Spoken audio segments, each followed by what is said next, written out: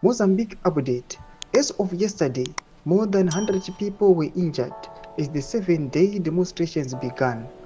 Almost 10 people were killed from the clashes between civilians and police. Sanabina mashoko atona kuti aiwa panapata kuona ma-end results aiwa evakomana vakanomedhla ma-elections eku Mozambique. Zvatirikuona zvamuri kuona mapictures kuti vakomana akusi kudyiwa rinopisa nyika yeMozambique. Sanabina mashoko mudanyora panapa noti subscribe or like out on the bell icon.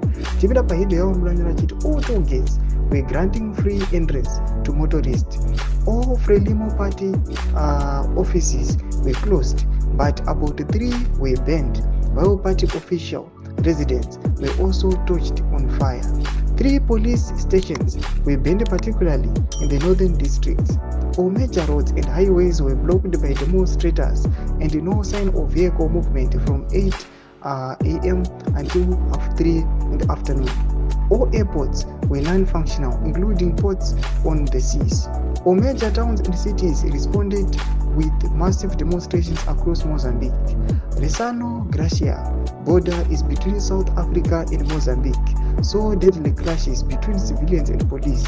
No entry of any vehicle until 3:30 in the afternoon. Today demonstrations enders its second day. Tomashikose zvamuri kuona mapictures atimbotsananguri muri kutongoona muvidhio mapictures amuri kuona atongori self-explanatory.